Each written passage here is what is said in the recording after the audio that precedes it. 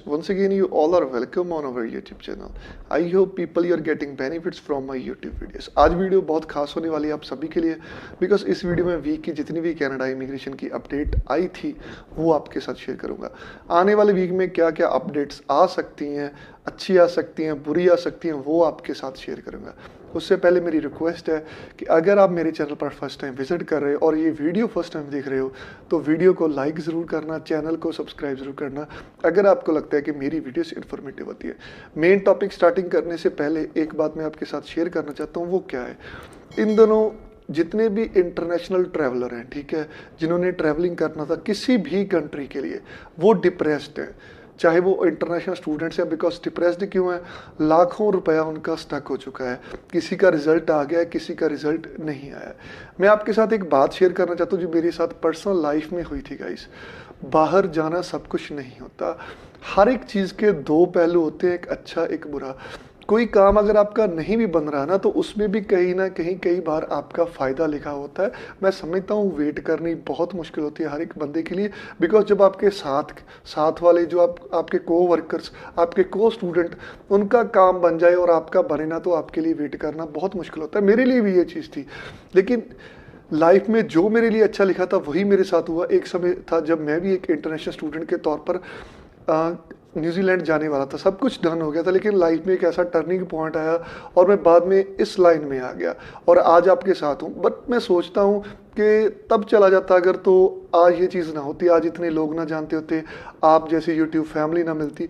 तो मैं ये चीज़ सोचता हूँ कि जो भी होता है सब कुछ अच्छे के लिए होता है। डीमोटिवेट मत हो, बिकॉज अगर आप डीमोटिवेट हो गए, देखिए आपकी फैमिली डीमोटिवेट हो जाएगी, आपके नियर एंड डियर्स डीमोटिवेट हो जाएंगे, तो आने वाले समय में उनके लिए प्रॉब्लम भी क्रिएट हो सकती है।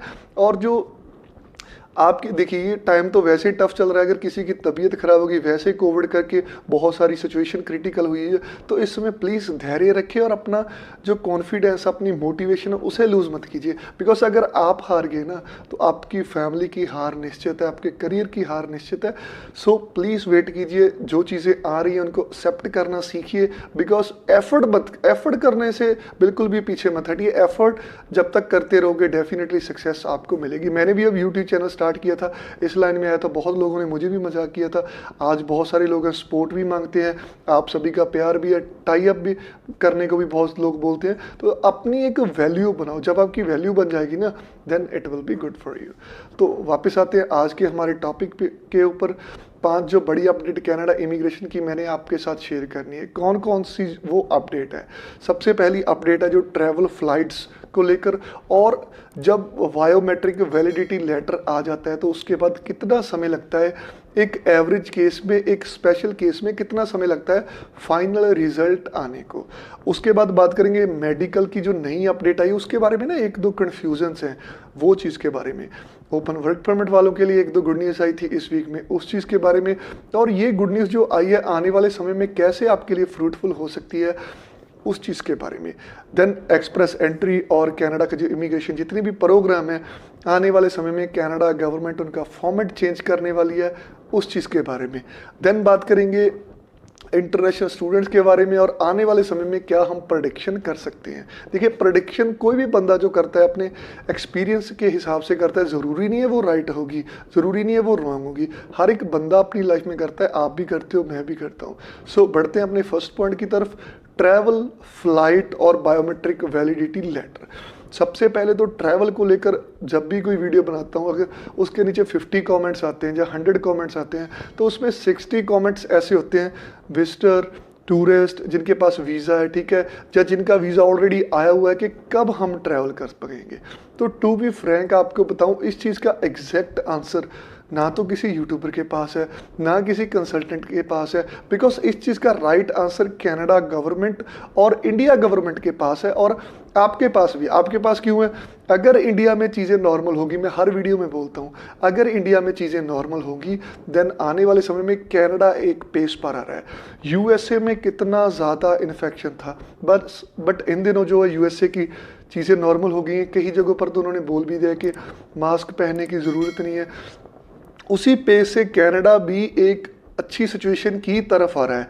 कनाडा अच्छी सिचुएशन की तरफ आ रहा है, that's well and good. But India के हालात पिछले काफ़ी सारे दिनों से टिपिकल थे, बट डेली न्यूज़ आप भी देखते हो, मैं भी देखता हूँ, थोड़े से अब चेंज हो रहे हैं डे बाय डे। और ऐसी सेफ्टी प्रिकॉशन अगर हम यूज़ करेंगे देन आने वाले समय में ट्रैवलिंग डेफिनेटली पॉसिबल होगी। और कहीं ना कहीं चांसेस ये लगाए जा रहे हैं कि कनाडा और यूएसए आपस की ट्रैवलिंग ओपन कर सकता है आने वाले वीक्स में।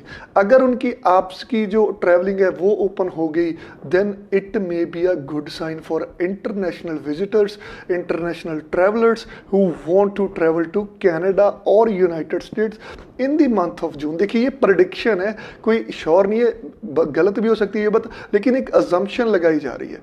दूसरी चीज़, जिनकी फ़्लाइट्स कैंसिल हुई, फ्लाइट के ऊपर ऑफिशियल कंफर्मेशन नहीं आई है। जो डिसीजन कनेडियन गवर्नमेंट ने लेना है, इंडियन गवर्नमेंट ने लेना है, वो उनका पक्ष है, वो लेंगे डेफिनेटली। बट ये एयरलाइन ने टिकट्स कैंसिल किए हैं, ना कि कनाडा गवर्नमेंट ने, वहाँ के किसी प्रीमियर ने, वहाँ के किसी लोकल बॉडीज़ ने ये चीज़ें नहीं की है। तो घबराने की बात नहीं है। जब आपका बायोमेट्रिक वैलिडिटी लेटर आ जाता है, यानी कि BVL, बहुत सारे लोगों को मैं बताता हूँ कि जब आप बायोमेट्रिक करवाते हो ना, उसके बाद आपका एक कन्फर्मेशन आता है कि दैट आपकी बायोमेट्रिक इतने समय के लिए वैलिड है। जब वो आ जाता है ना, तो उसके बाद आपके रिजल्ट पॉजिटिव और नेगेटिव आने के कितने चांसेस होते हैं, ये बहुत लोग पूछते हैं। तो to be frank Brown, medical और पुलिस क्लियरेंस सर्टिफिकेट, ये सभी बेसिक फॉर्मेलिटीज़ हैं। इसका आपके रिजल्ट के ऊपर देखिए, बायोमेट्रिक उन्होंने बेसिक फॉर्मेलिटी आपके फिंगर्स लेनी है। क्रिमिनल रिकॉर्ड आपका अच्छा होगा, फॉर एग्जांपल आप क्रिमिनल नहीं हो, आपने किसी भी तरह का लॉ नहीं ब्रेक किया, तो डेफिनेटली उस चीज़ से पास हो जाओगे।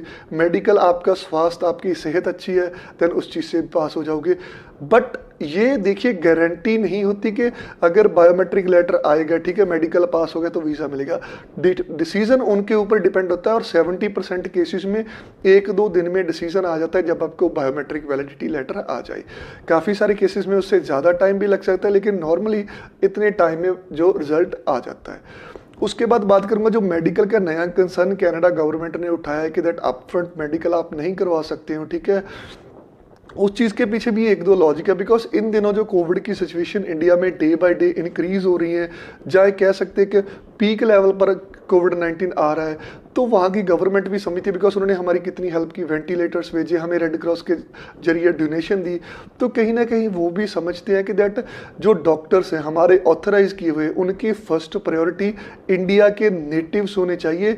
ये नहीं कि उनकी फर्स्ट प्रायोरिटी ये होनी चाहिए कि किसी ने वीज़ा की सर्विस लेनी है, किसी ने इमिग्रेशन की सर्विस लेनी है, कि उनको वो सर्विस प्रोवाइड करें। बट एक चीज़ मैं आपको और कह देना चाहता हूँ, अगर आपकी आने वाले दिनों में अपॉइंटमेंट बुक कर रखी है आपने, ठीक है, अपने डॉक्टर से कंसल्ट कर लीजिए, बिकॉज इस चीज़ पर क्लैरिटी मुझे नहीं है टू बी ऑनेस्ट, कि दैट जिनकी अपॉइंटमेंट ऑलरेडी बुक हो चुकी है उनका मेडिकल होगा या नहीं होगा, ये प्लीज़ आप खुद क्लैरिटी कर लेना। और मेडिकल अपडेट होने में कितना टाइम लग जाएगा, ठीक है, अगर आपने पहले भी करवा रखा है जहाँ पहले काफ़ी समय, तो यूजुअली केसों में मैंने देखा है कि दैट 15 से 20 दिन में मेडिकल अपडेट हो जाता है, बट कुछ केसेस में इससे ज़्यादा समय भी लग सकता है। बात करूंगा ओपन वर्क परमिट वालों के लिए, एक गुड न्यूज़ आई थी किसी भी तरह के वर्क परमिट के लिए, कि जो एप्लीकेशन है, जैसे जिन्होंने क्लोज वर्क परमिट की लगाई थी या डिपेंडेंट वर्क परमिट की लगाई थी, डिपेंडेंट की 2020 की अगस्त मंथ की फाइल को वो इन दिनों प्रोसेस कर रहे हैं, और जनवरी की फाइल को प्रोसेस कर रहे हैं जिन्होंने क्लोज वर्क परमिट की लगाई थी। तो कहीं ना कहीं बैकलॉग क्लियर होने के चांसेस भी हैं। चांसेस के साथ साथ कनाडा इमिग्रेशन आपको इशारा भी दे रहा है कि definitely we are working on it. ज़्यादा चांसेस आपके बैकलॉग क्लियर होने के क्यों हैं, उसके पीछे 1-2 रीजंस है। रीजंस क्या है, देखिए मैं आपको बताता हूँ। फॉर एग्जांपल न्यू फाइलें हैं, चाहे वो ओपन वर्क परमिट की है, रिफ्यूज़ल आ गया है। बहुत लोग ऐसे हैं जिनका विदाउट बायोमेट्रिक रिफ्यूज़ल आया था, ठीक है, लास्ट ईयर, आपको भी पता है, बट अप्रूवल विदाउट बायोमेट्रिक नहीं आएगा, चाहे वो इंटरनेशनल स्टूडेंट, चाहे किसी भी फॉर्म का बंदा है, ठीक है। तो उनकी फाइलें एक हिसाब से होल्ड पर होगी। देन इस समय वो बैकलॉग पर एक हाई लेवल से, एक ग्रेट पेस से वर्क कर सकते हैं। तो देन डेफिनेटली आने वाला समय आप सभी के लिए गुड होना चाहिए, और आप अपने नियर एंड डियर्स को मिलने के लिए वेट कर रहे हैं, देन आपके लिए गुड हो सकता है। कनाडा इमिग्रेशन का जो सिस्टम है आने वाले दिनों में डिजिटल होने वाला है। दैट कनाडा हमेशा एक इमिग्रेंट्स की कंट्री है, आप सभी को पता है, बहुत सारी चीज़ें कनाडा की इमिग्रेंट्स के ऊपर डिपेंड है। इसको देखते हुए कैनेडियन गवर्नमेंट ने आने वाले दिनों में फंडिंग अनाउंस की है कि दैट वो आने वाले दिनों में सिस्टम को ऑनलाइन करने वाले हैं, पेपर एप्लीकेशन बिल्कुल बंद करने वाले हैं। पेपर एप्लीकेशन खैर अभी भी बंद हैं, दैट सितंबर तक जो क्लोज है। बट जो मुझे लगता है कि सिस्टम पूरा डिजिटल होने वाला है, then it would be also good, because आपको कोई पेपर कैरी करने की ज़रूरत नहीं है। आप एक स्कैनर की मदद से अपनी एप्लीकेशन ऑनलाइन सबमिट कर सकेंगे, अभी भी कर सकते हैं, लेकिन अगर पूरी टोटली ये चीज़ हो जाए तो अच्छी बात है। दूसरी चीज़, एक्सप्रेस एंट्री का रिसेंटली कैनेडियन एक्सपीरियंस क्लास का ड्रॉ निकला, कट ऑफ काफ़ी नीचे था और काफ़ी सारे लोगों को जो है इनविटेशन टू अप्लाई मिला, ये भी एक अच्छी चीज़ है।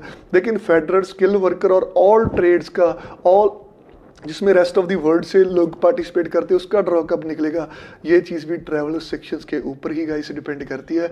आने वाले समय में इस चीज़ पर क्लैरिटी होगी।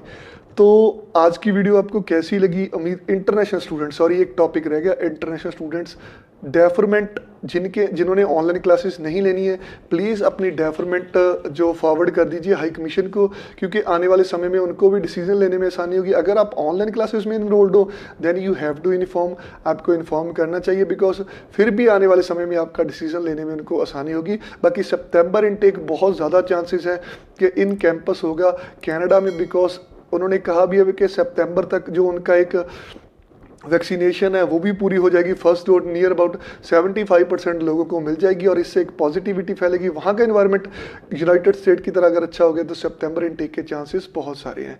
15 अगस्त निकल चुका है, सॉरी 15 मई ऑलरेडी जो डेडलाइन थी, ठीक है, जिन्होंने कंप्लीट एप्लीकेशन सबमिट करनी थी, जो कनाडा गवर्नमेंट ने कहा था कि 6 अगस्त से पहले हम रिजल्ट देंगे, वो चीज़ हो चुकी है। बट घबराने की ज़रूरत नहीं है, एप्लीकेशन अब भी आप लॉन्च कर सकते हो, रिजल्ट अब भी आपके आएंगे। ये ज़रूरी नहीं है कि अगर आपने 15 मई से पहले एप्लीकेशन नहीं सबमिट की तो आपके रिजल्ट नहीं आएंगे। नो, आपके रिजल्ट डेफिनेटली आएंगे, घबराइए मत। आज की वीडियो आपको कैसी लगी? अपना पॉजिटिव फीडबैक ज़रूर देना। हमारा व्हाट्सएप ग्रुप जिसका लिंक मैंने कमेंट सेक्शन में दे रखा है, प्लीज़ उसे भी ज्वाइन कीजिए। किसी भी तरह की आपको हेल्प चाहिए, स्टूडेंट वीज़ा एसओपी में वीज़ा रिफ्यूज़ हो गया है, रीअप्लाई करना चाहते हो, फ्रेश केस है, एसओपी में कोई हेल्प चाहिए, बिकॉज एक मेन डॉक्यूमेंटेशन होता है जिसमें आपकी एक्सप्लेनेशन ज़रूरी है, तो उस चीज़ के लिए आप हमें कॉन्टेक्ट कर सकते हो। आइल्स की 1-to-1 कोचिंग चाहिए, बिकॉज इन दिनों बहुत सारे बच्चे आइल्स की कोचिंग स्टार्ट नहीं कर रहे हैं, बट मैं आपको एक एडवाइस देना चाहूँगा कि प्लीज़ कोचिंग स्टार्ट कर दीजिए, बिकॉज आने वाले समय में जब चीज़ें नॉर्मल होगी, एग्ज़ाम नहीं हो रहे, that's a different scenario, but definitely होंगे। लास्ट ईयर भी जुलाई में एग्ज़ाम स्टार्ट हो गए थे, आप सभी को पता है, आईडीपी ने स्टार्ट कर दिए थे। तो अगर एक मंथ ही बीच में बचा है, अगर इस बार भी ये चीज़ होती है, अगर आपकी प्रेपरेशन अच्छी होगी, then you can apply for a fall intake, otherwise आपको जनवरी के लिए देखना होगा। तो see you guys in the next video. Don't forget to subscribe my channel and press on the bell icon. Thank you.